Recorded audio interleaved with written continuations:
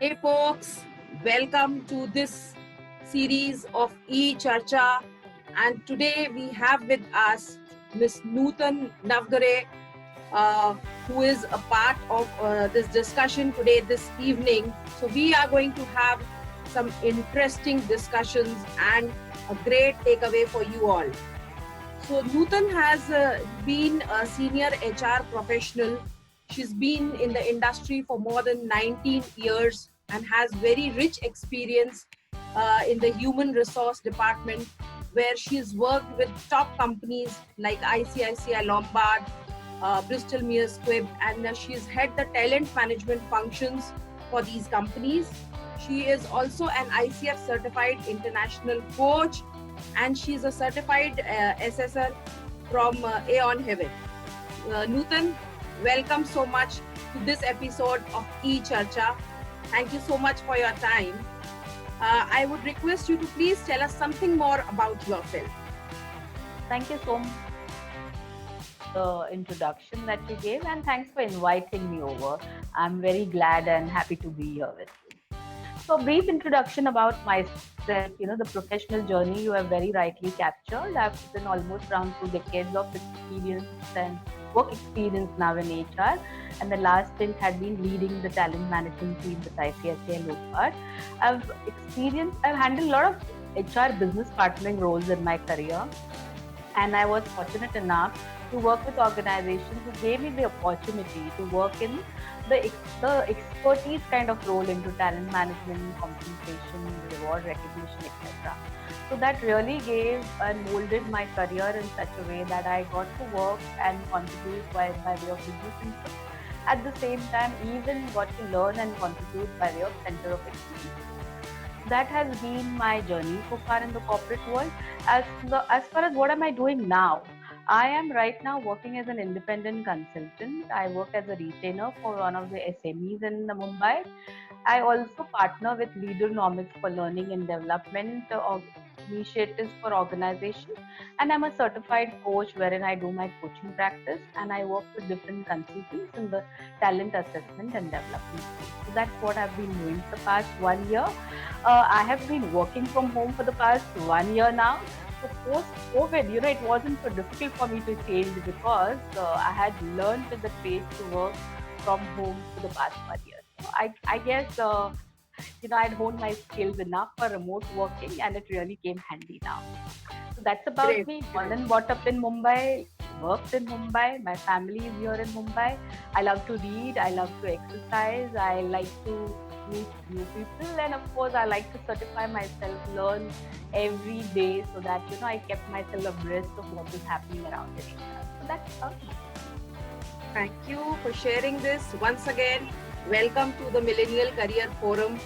And this group has a lot of youngsters and millennials who look forward to learning more from your experiences.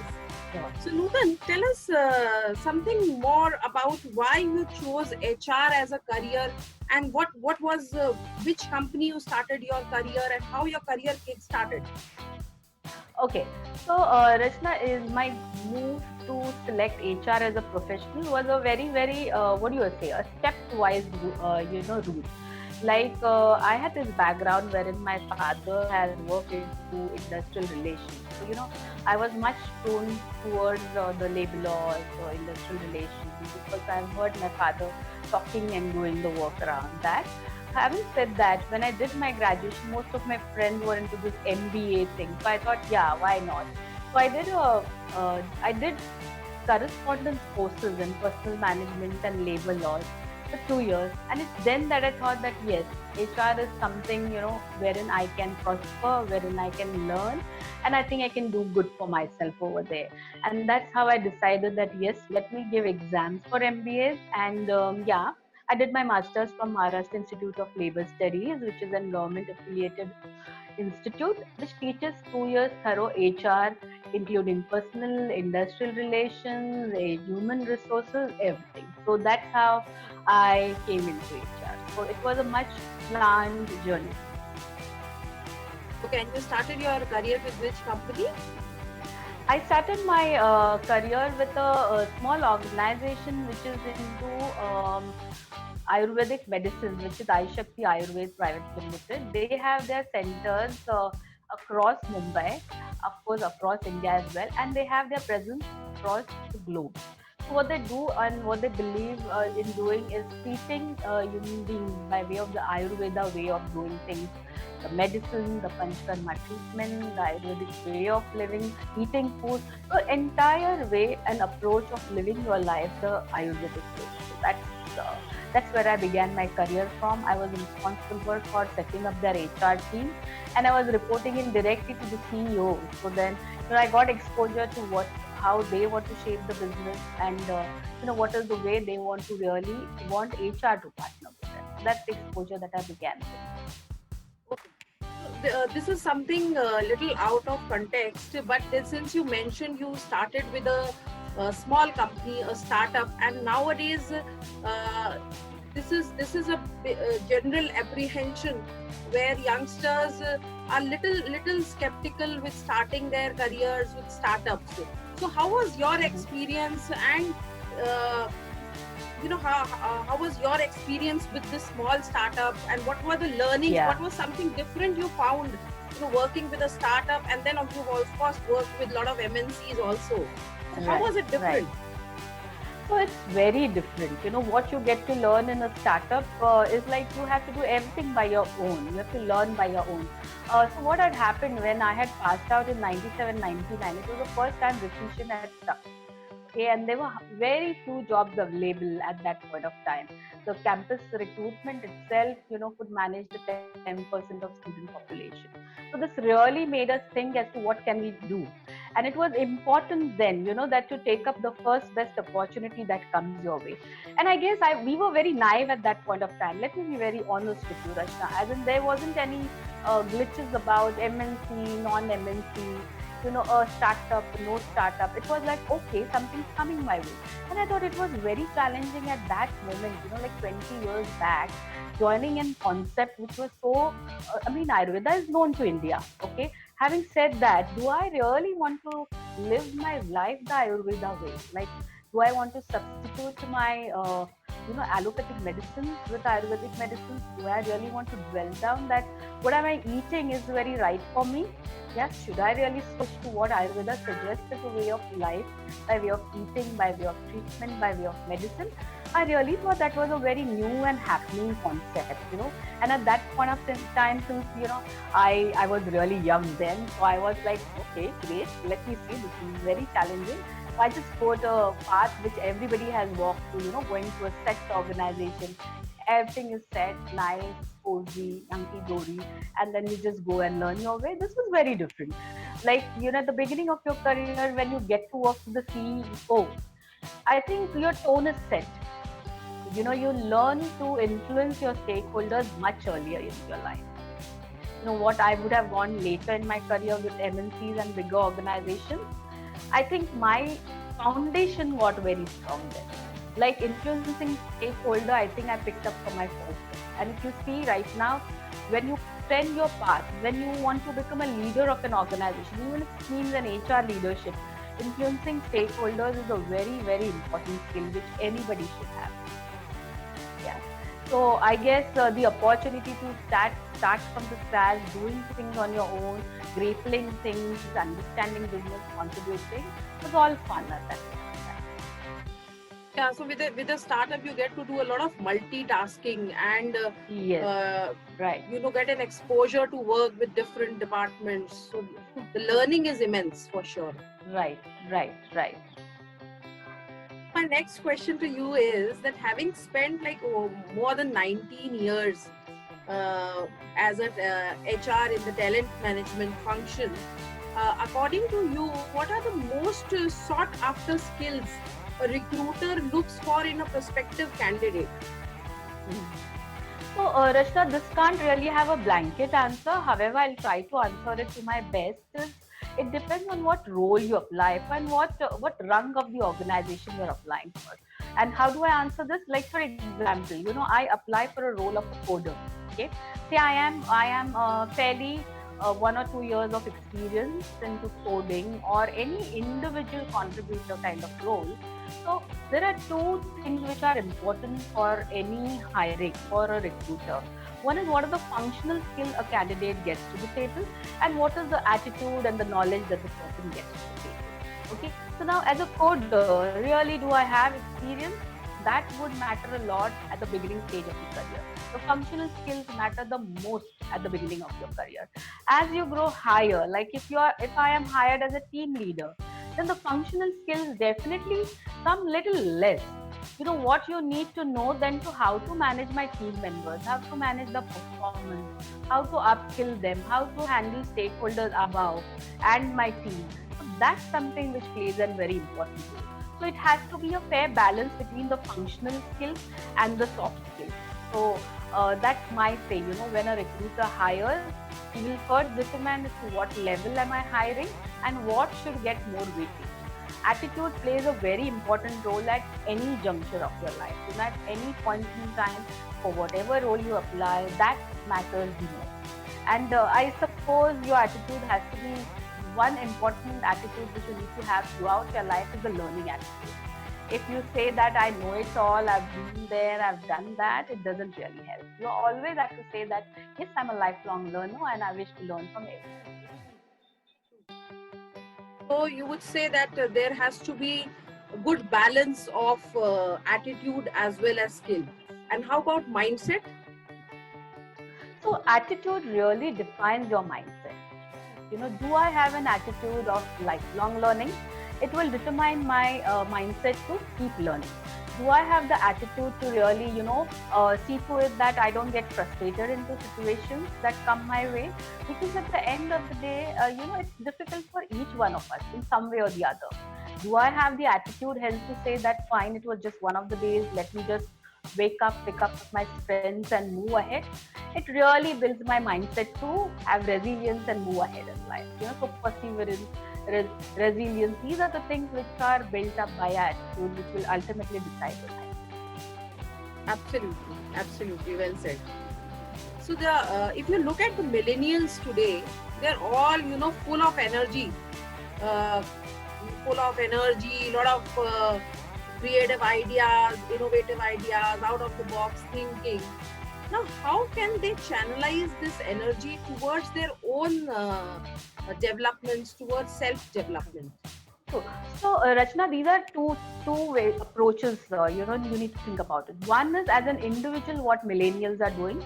Second is as organization, what are corporates really doing to see to it that they are inclusive of this millennial workforce, which is really going to increase many folds. In the coming two decades, millennials is the highest percentage of workforce in any organization. So the approach is both ways. Individually, I suggest that millennials are really great entrepreneurs. They have really great entrepreneurial skills. A lot of ideas, like you rightly said, they want to do everything. However, having said that, organizations have certain constraints, picking up ideas. They will have their own innovation cells which will validate ideas, will pick up best of ideas and then implement it. Yeah. So as far as millennials are concerned, yes, when you have that mindset, I would suggest is, have the ability to see to it how valid your idea is. Okay. See what are the pros and cons of the ideas. See who is the right person in the organization whom they can sound off that ideas, and back it up with a nice execution plan as well for the ideas. Yeah. Take help from others. Your idea might be at that idea stage, but if you take help from others to see to it that the idea is further developed, honed into a certain situation that it benefits the organization.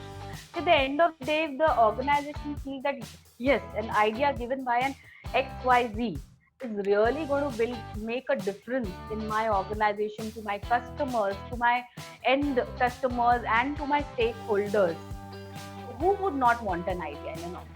Today, every organization is looking for a turnaround. Every organization is looking for that one idea which could really bring about a change. So yes, organizations are all ears for new ideas, for innovation.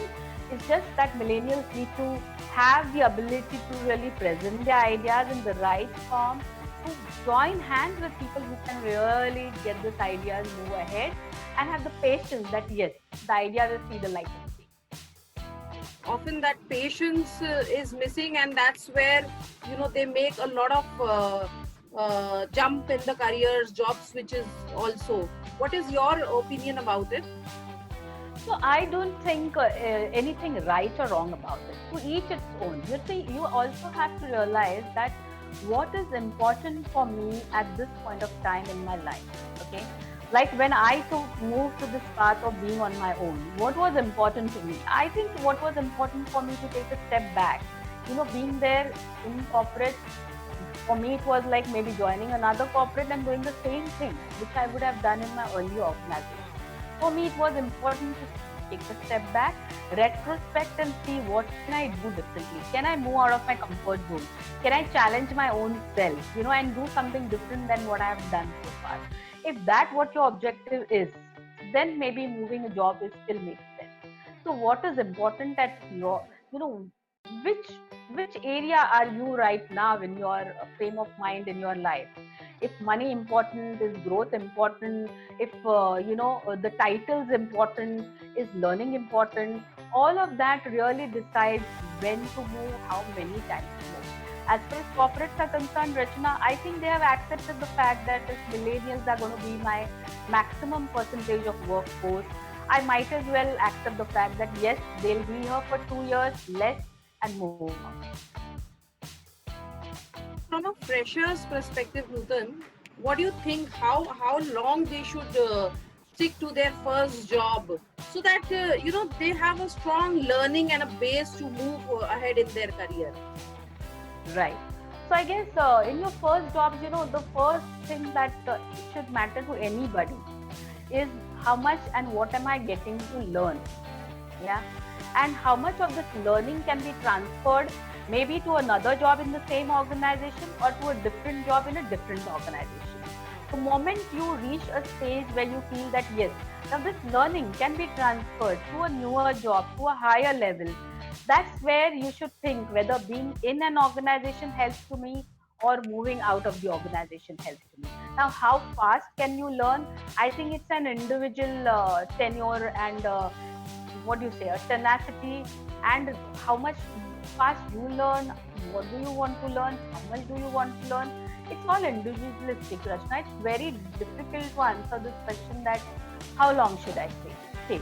Now, if you spend 1.5 years and you still feel, oh, I'm just here and I'm not moving ahead, maybe reasons within my control or beyond my control. Yeah, if they are beyond your control, then it's high time you ask yourself this question: should I be here or should I not? And if there are better opportunities which offer you learning, offer you growth, offer you compensation, or anything else, you certainly should take that decision then. But always ask yourself this question: have I learned enough to transfer the skills to a different role within the organization or outside? We started with a discussion where you said that you've been working from home for the past 1 year or so, and now with the COVID situation, the complete business environment has changed. So can you share something more how the corporate world has transformed now with the COVID situation? The corporate world has very silently, slowly adjusted to this space. Yeah, everybody is still grappling to understand that how do I manage my teams virtually? How do I get work done? I'm sure people are missing out those coffee conversations, the lunch break, the lunch conversation, and nothing can really take away. Like virtual conversations add value. However, nothing can take away the learning that you get when you discuss with your peer group, a face-to-face interaction. Even your customers these days are being attended virtually. So yeah, the whole world has changed. So virtual learning has posed the challenge more as to how do I add quality? How do I, make my conversation time bound? make it qualitative to see to it that I capture attention of my stakeholders, be it my internal customers, be it my team members, be it my peers, be it my superior, be it my external customers. How do I tap the attention of my customers and add value to the conversation and, close my deliverable. You are on your own now. There is no colleague sitting beside you who can help you. Okay, how do I do this Excel now? Okay, this customer is asking me this query. How do I handle this query now? No, you are on your own. You have to go that extra mile now. Take that effort to call your colleague and maybe find out. And he or she would also be busy in their own world. Now the additional stuff also to take care of your family, because you have encroached your family space, right?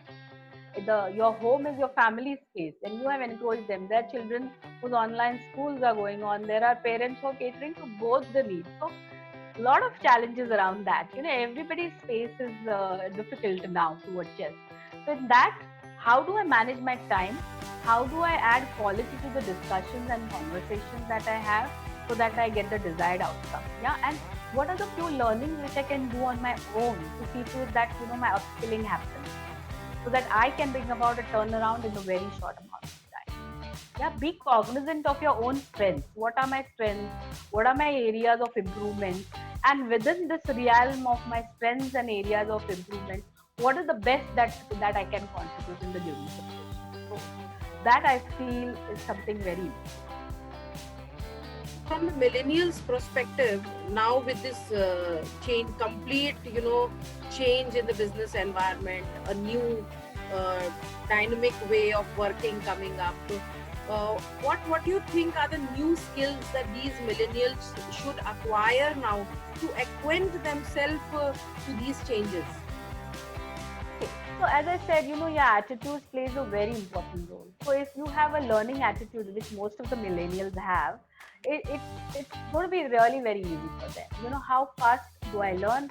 How quickly do I change? So change management is going to be a very important thing. Like I changed from working from office to working from home. Maybe 6 months down the line, you're going back to office. Then there's a change again. The change, there is interaction that is happening between you and customer. There's a change in how you are learning yourself. So the change management plays an important skill. Influencing your stakeholder, like I was saying, how do I make my conversation qualitative within the given timeline to influence my stakeholders? So influencing stakeholders plays a very important skill. Time management remains a very important skill which everybody should learn. So millennials or no millennials, what millennials need to really maybe be cognizant of the fact that this is going to take time. Yeah. So have patience, have perseverance, have resilience, learn from others as well. Like they are very tech savvy, so they can pick up things like this. Having said that, there's a different generation of work pool available, which is an elderly generation or a mid-age generation. So they have rich experience by way of knowledge, by way of handling stakeholders, by way of handling the topmost leaders in the organization. So bank on that skill. Learn that from them, maybe teach them your tech savviness and learn the leadership and the other offerings that they have to give to you. So it's a mix. Learn for yourself, provide help to others, and seek help wherever required. Because if you're going to go into a shell, nobody will know in the virtual world. If you see the kind of cases coming around, depression are on rise, and with the patience being a bit less, it only increases the worry. So give help. It gives you an immense gratification when you help someone. And when you need help, have the courage to ask for help. That will help you survive this situation.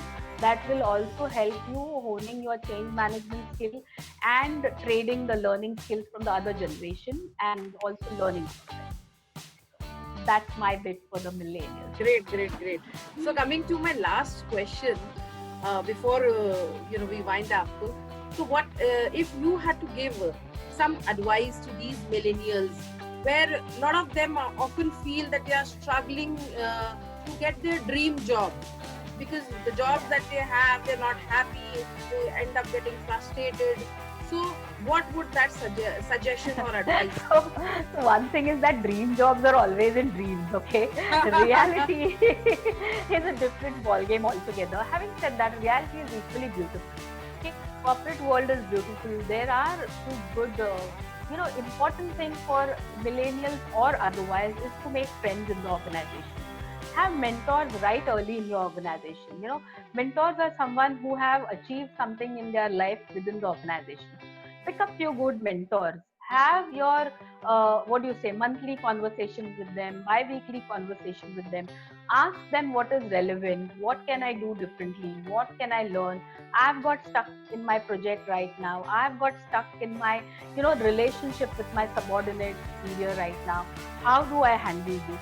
So use those platforms which are available. Have a good buddy with whom you can share, discuss your problem with.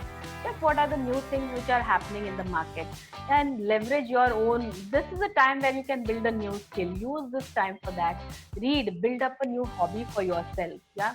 Never ever give up on hobbies, because see, life is not just about working. Yeah. You have to be happy in it as well while you're working. And what can help you do that is only a hobby. Yeah. So pick up a hobby which is dear to yourself. Invest some time in yourself by way of reading, exercising, hobbying, being in touch with your family, loving yourself, loving your family. All of this is equally important to really do well in your life and in your business. That's my bit to the millennials. Golden nugget that you've shared. Have a buddy and have a mentor. So having an accountability partner and mentor, and Right. going to them, approaching them, speaking to them, Right. asking for help, actually helps you a lot. And I also ensure that you volunteer, you raise your hand for good cause in the organization, for CSR initiatives, for important projects, for innovation circle, so that you have visibility. There is an outlet for your ideas. You feel you're involved. You feel that sense of achievement. And visibility at any and every stage of your career is very important. That you are looked after, that you're sorted off by your higher ups and the organization, gives you that extra confidence and courage to move ahead in life. So in case any of you have any questions, you can always approach Nutan. Would you want to share your social media handles, so that in case anybody has any questions or queries, they can always get in touch with you? Certainly, Rachna. I guess I follow you, and whoever who would have found in my inputs beneficial, please follow me on Instagram. I'm available on Instagram. I'm available on LinkedIn by my name, Nutan Navgare. Reach out to me. Feel free. Ask for help. I am also willing to learn from you. No hesitation to learn from you, folks. There's a lot of energy which you can transfer to us as well. So yes, that's it for now, and let's be in touch. Thank you so much. Thank you so much for your time. Thank you for being a part of this series, which we call the E-Charcha, coming over, sharing your thoughts, such useful insights, which will definitely help the group members and for sure take them a long way in their career. Thanks a lot, Nutan. Thank you so much for joining in. Thank you, Rachna. The pleasure was all mine. Thanks for inviting. Look forward. Thank you. Take care. Bye-bye.